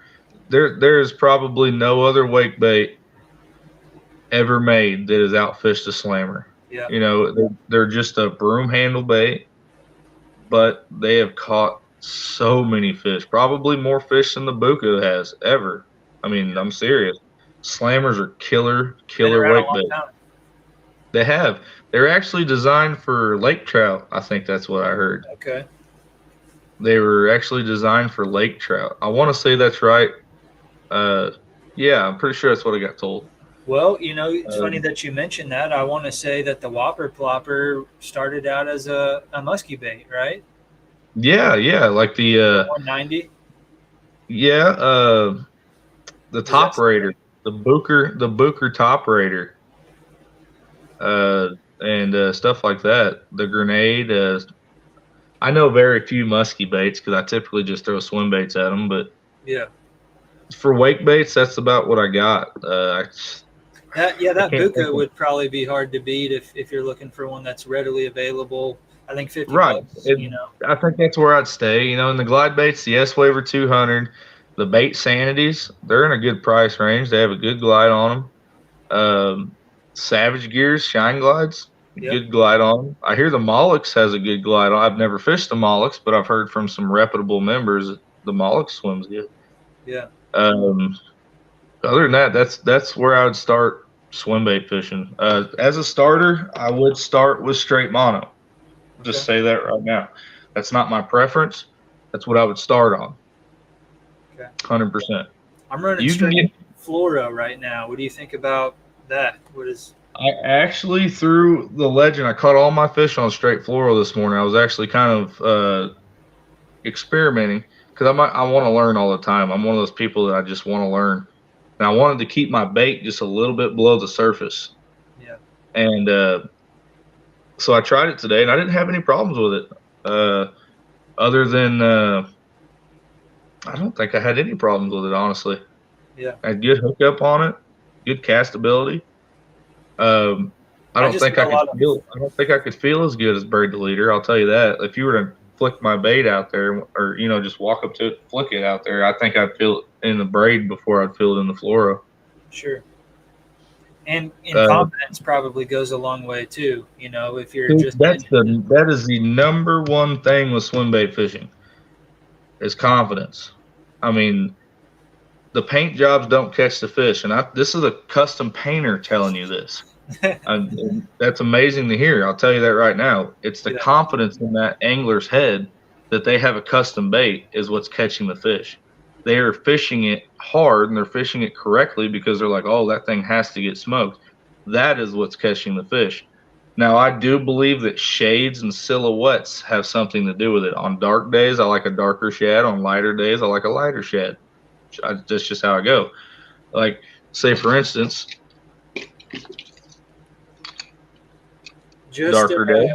heads up here, my battery just might die here. Well, if we need to cut it short, then we can. That's no problem with me. Hey, I'll go grab my charger. Why don't you just show them those baits and I'll be right back. Yeah, for sure.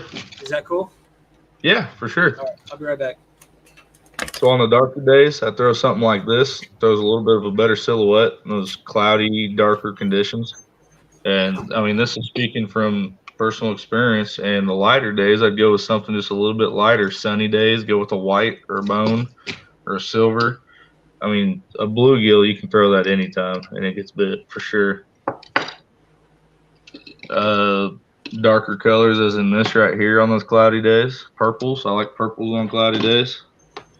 I don't necessarily think the pattern is what's catching the fish. I think it's the confidence of the angler.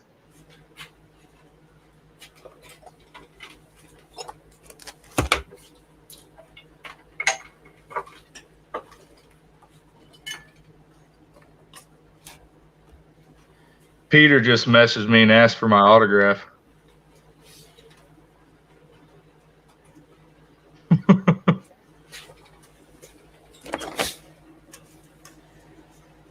All right. All right. We're back on? We're back on. Yeah, it started talking to me, and I think we're going to probably end up dying there, so we are good now. But Well, do we got any more questions? Well, it doesn't look here. We just got one. Looks like Michael Moss is still on the chat here. I agree on color. I've had multiple paints on the Legend and still catch them. Yeah, I don't believe it's the pattern. I believe it's the color. If that makes sense. Okay. I mean, you can paint a bait white with a purple back and a black or purple hint and a black back with no scales on it and catch just as many. But for the people that think that bait looks good, they are going to fish that bait better and they're going to catch more fish on it. I believe it's the confidence factor more than it is the pattern or the color factor. And I mean, this is coming from a custom painter. I mean, straight up, and you get a bait and you get it all chipped up and rashed up to get a paint job, and that's why I have confidence saying this is I'm still going to have business. Yeah. But for somebody that gets a bait and they're like, I don't know about this color. If you even have a second guess about a color on a bait or a pattern on a bait, you're not going to fish it confidently. Yeah. I mean, that's just how it is. And once you get to catching lots and lots of swim bait fish, you'll get to know and realize what I'm talking about. It's hard to explain. It's more the silhouette that it throws than it is anything. Soft baits might be a completely different story. I don't know. That's out of my league, out of my pay grade. And so when you talk about swim bait fishing, it sounds like you're primarily throwing a glide. Is that fair to say? Or? I'm a glide bait fisherman, man, heart to heart. I fish more glides than anything. Wake baits, I rarely pick up. I did just get a kind of a prototype rat that I've been messing with a little bit. But still, I reach in my bag and I grab my glide. It's just, even since I've started, glide baits are just my deal. Like watching Butch Brown put those ginormous limits together on a Depths 250, just, I don't know, it just kind of stuck with me. I like glide bait fishing. And that's a confidence thing, I'm sure, right? I mean, 100%. And that But it's a There's condition days that thing they'll, too, is it not? I mean, you're not necessarily going to fish a wake bait in the same scenarios that you're going to fish a glide bait in, or do you think you can kind of mix and match there? Like, like I feel like they're two totally different actions, right? So I mean, they are 100%. Like in the river, for instance, when I was talking about the Buka Wake in the river, you can go up there and you can catch fish on a glide bait. You can. It's possible, and I've done it. Doing it with the Buka just gets the job done better. I mean, that's just you just got to find your own situational aspects of that. I can't speak for anybody else on that aspect. They just got to find out what they're eating better. Me, I just like to force feed a glide bait to them. yeah, If they don't eat it, I'm out of here. I'm not scared to skunk. That's what swim baiters have to. That's another mentality you got to put in your head is you can go an entire day without seeing a fish. That's just how it is. It's not for the faint of heart, I should say. uh, what's Situations. If there is vegetation cover on top, or if there's a lot of wood around or stuff that I can bang up against, the wake bait's the way I go.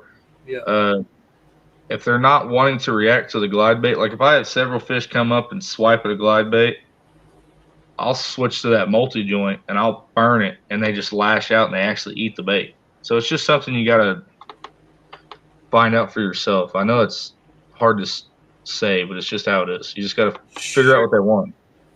yeah. Now you may have mentioned kind of how you got into it. What's the reason you got into swim bait fishing? Do you want to maybe kind of touch on that? You might have already. Yeah, the reason I got into swim bait fishing, and I don't know if there's a reason to it. It was fun. It caught big fish.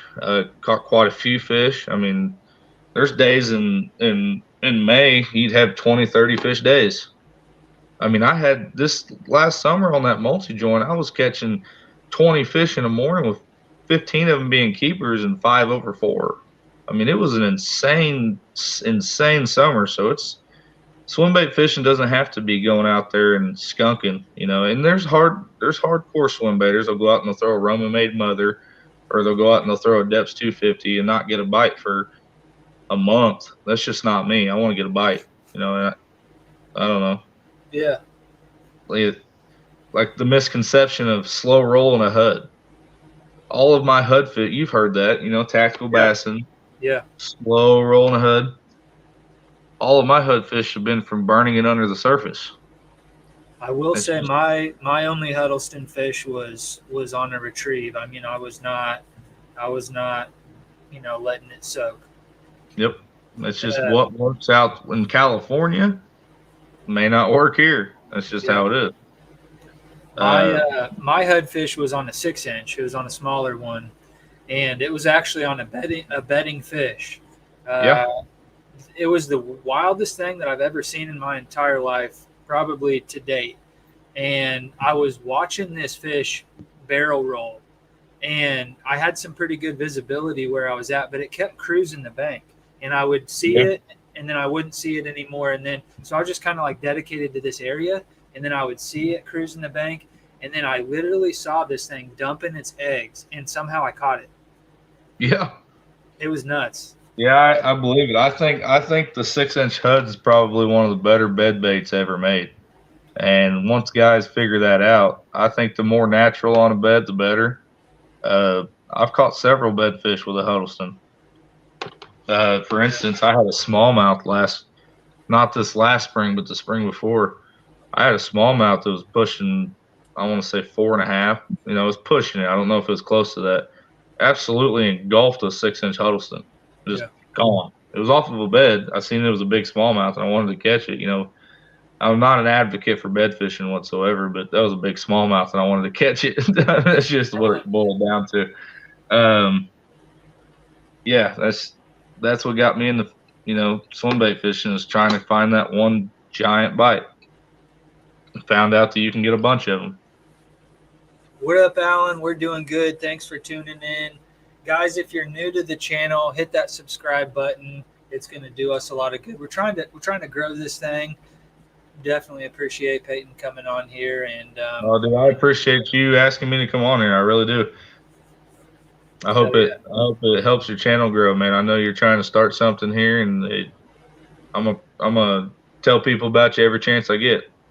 And you know what, man? Like I don't really care how big this thing gets. Like I'm doing this for fun. You know, Right. I'm doing this because I'm learning from you right now. You know, and all the people that I have on the channel, I just I might be able to get a little bit more of the juice out of you if this thing wasn't recording. But Right. we'll share this with everybody. I think that And you know, we can one get thing people is, excited. swim baiters are some of the most opinionated people I've ever seen in my life. What works for somebody may not work for another. And that's why I quit kind of giving advice to people on Swimbait Universe, because they may be like, say they're on Kentucky Lake. I don't know how those fish react on Kentucky Lake. I don't know how they react to a baka getting, everybody says, well, go fish ledges with a baka. How do you know? You ever done it? You know what I'm saying? So that's kind of why I quit giving people advice in that aspect. Now, gear and stuff like that, that's another thing. But it's so hard to catch somebody else's fish. So it's just one of those deals. People just give their advice. They're not hurting anything. They're not trying to hurt anything. But it's the most opinionated group I've ever seen in my life. The best group I've ever seen in my life, but it's very opinionated. I have opinions that I'm sharing tonight that Brennan probably doesn't agree to. We lost you, buddy.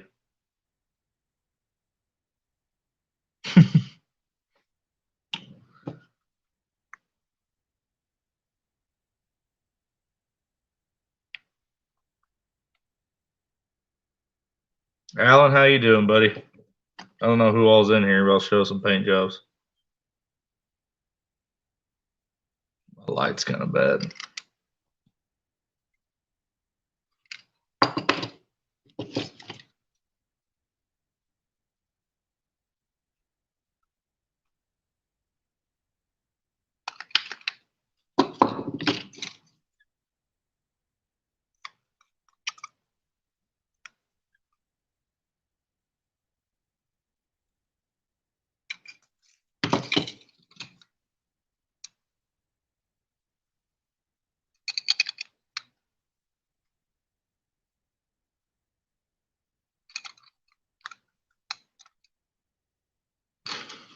I think John's phone died. Are you back with us? I'm back, man. I don't know what that was. It's like I lost connection. I just showed off some swim baits. Hey, that was cool though. Like I don't know what it is. I saw like a commercial that advertises for StreamYard. That's actually what I use to do these live streams. And I lost internet connection. Like it said I was completely disconnected from the internet, but somehow we didn't lose your connection. So hey, shout out to StreamYard. That was cool. Yeah, hey, no doubt. Because you'd think that would have just killed the whole thing. Well, I mean, I'm glad it didn't. Appreciate you entertaining the folks. Yeah, I just showed him some swim baits. I didn't know what to say. It was kind of awkward. Sorry. Put him on the spot here. He's going to have his own podcast here before too long. Bait caster versus spinning. I would not recommend spinning gear for swim baits. Yeah, not a very popular choice. And is it mostly just because of the weight, most of the swim baits, or it's just not as efficient? I mean, there's people that do it. Don't get me wrong. There's people that catch fish doing it. It's just not as efficient. You don't find many spinning rods besides, surf casting rods that will handle 3 to 7 ounces.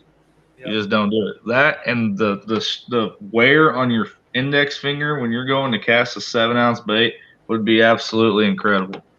I mean, it would chop your finger off. I don't know how to. Bait caster, Logan, I would go with a bait caster 100%. And like I told you earlier, buddy, it just takes time. Get in your yard, tie on a weight, and just go practice it. Heck yeah. Yeah, you definitely feel it after a full day of chucking a swim bait. Oh, yeah, man. Like I said, like in your tendons or something, like. And a lot of that has to do with the rod that you're throwing it on, man. I'm telling you, if you aren't throwing it on proper gear, you'll ruin your body. That's just how it is.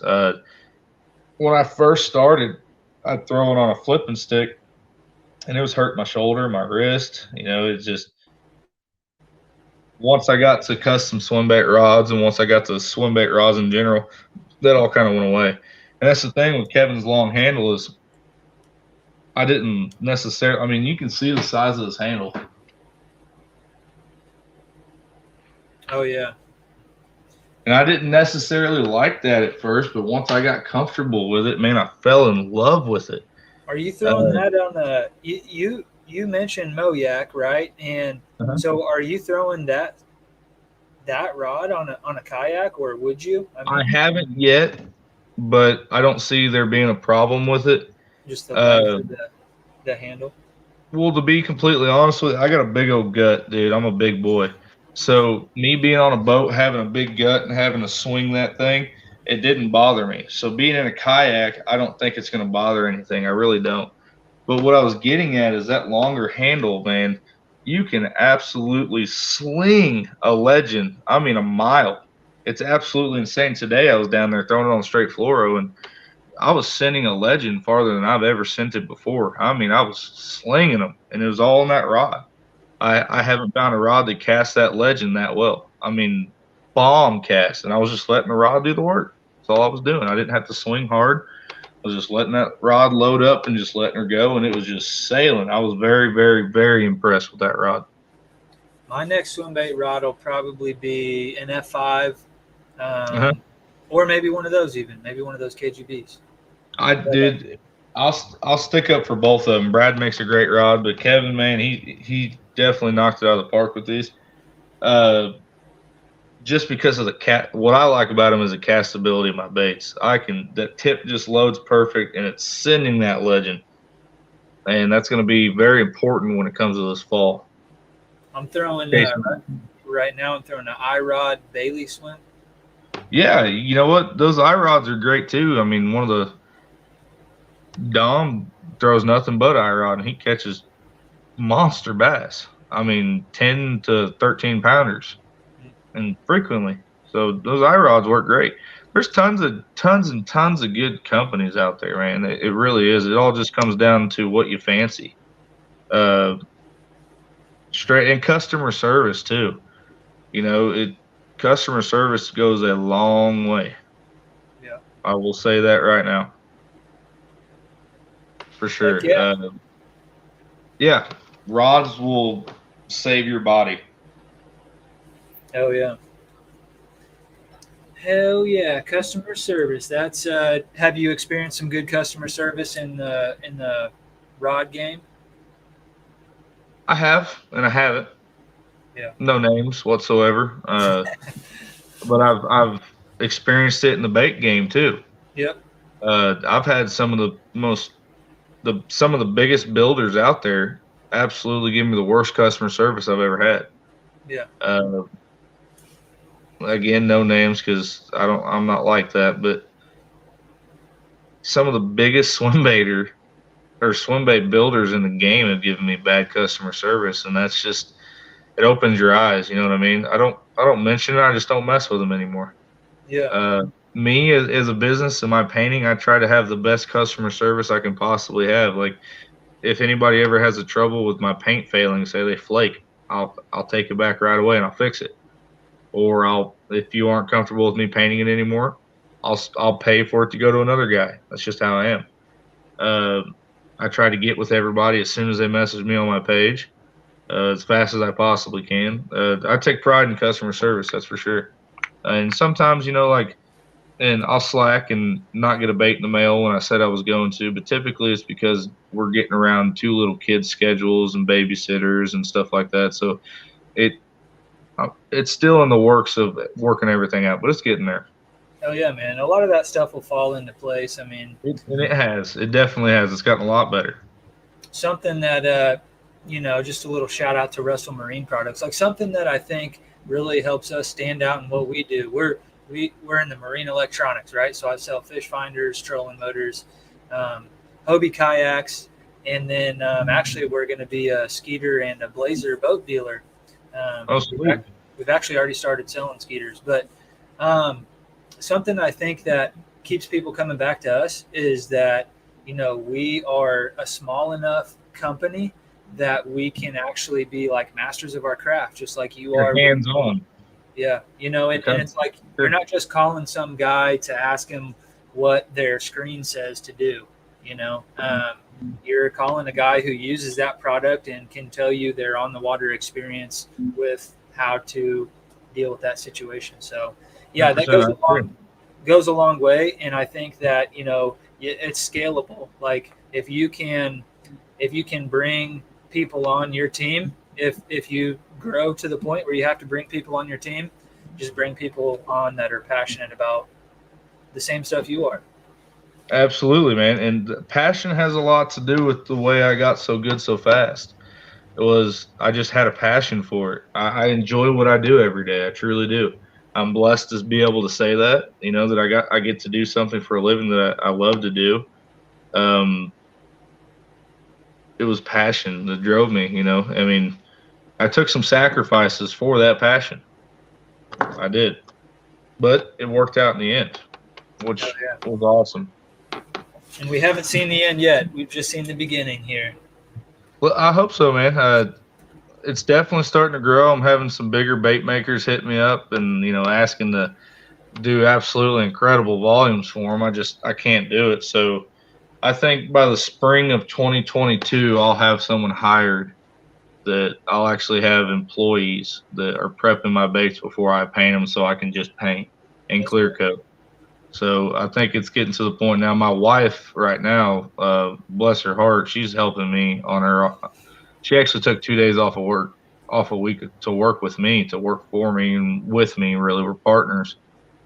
She helps prep all my baits, and the time that saves me is absolutely incredible. Just those 2 days. Was she on board from the get-go, or did you have to sell her? Oh yeah, she was on board from the get-go. She was hesitant. I don't blame her. I was quitting my day job to be a lure painter. Can't say I blame her for being hesitant. I really can't. I mean, if she came in here and told me, "Hey, I'm going to go start doing jewelry full time," I'd be a little hesitant too. It was something that I had to prove to her that it could work before she really jumped on board. But she was definitely supportive from day one. Oh yeah, man, that's awesome. Heck yeah! All right, man. Well, I think we're probably just gonna sign off here. Before I start having connection issues again. My signal keeps going down, so I'm getting a little bit squeamish. But yeah, man, I appreciate having you on. I'd love to have you on again, and even more so, I'd love to just get together with you and do some fishing. Honestly. Yeah, we can do some fishing anytime, man. Anytime you're near Table Rock, just hit me up. I've got. I make my own hours, so just let me know. Yeah, I got family in Ozark, Missouri, so. That's where I live. Okay. Hell yeah, man. Yeah, so I'm there probably 3 or 4 times a year. Sweet. Just let me know, man. We'll get together. Yeah, it was an honor being on your show, buddy. Yeah, heck yeah, man. It was good to officially meet you. And for everybody that wants to check out his work, go hit him up on Facebook, Triple P Customs. There's 3 P's in Triple, so don't get confused there. Peyton, it was good to have you, man. And you have yourself a good evening. Hey, you as well. Thank you. Yes, sir. All right, guys. That was our show, Triple P Customs, Mr. Peyton Stumpf. It was an honor to have him on the show. It was good to get to know him over the last hour and 45 minutes or so. And man, like that's a really cool thing to see somebody be able to take something that they love and that they're passionate about and like turn it into a full-time gig, And so I like to say, and he kind of reminded me that, this isn't the end of the road, but like, I like to tell myself that this is as close as I'll get to fishing for a living, but being able to do something, if you could choose anything, like that's what this guy's doing right now is he's painting baits right now. He's working full-time in the swim bait industry. So that's like a pretty small niche. I mean, how many guys in this entire country or in this entire world can say that they paint swim baits for a living? Like, that's just nuts. So pretty cool that he was willing to come on the show and tell us all about it. So if you guys want to check him out, make sure you do so. Sounds like he's most active over there on Facebook. Triple P Customs. Send his swim baits over. You won't be disappointed. So guys, stay tuned. Next week we're going to do this again, same time, same place, 8 o'clock Central Standard Time. We're going to have Justin Russell of Russell Marine Products on the show. We're actually going to be shooting that live from the RMP headquarters in El Dorado, Kansas. And he's going to talk to us about winning the Bass Nation, Kansas Bass Nation State Championship out at Melbourne Lake last week. So, guys, thanks for tuning in. Hit that subscribe button if you haven't already. Hit that notifications bell so you guys are reminded when we post new videos. We got one coming tomorrow, so make sure you hit that notifications for us. And you guys have a good evening. We'll see you on the next one.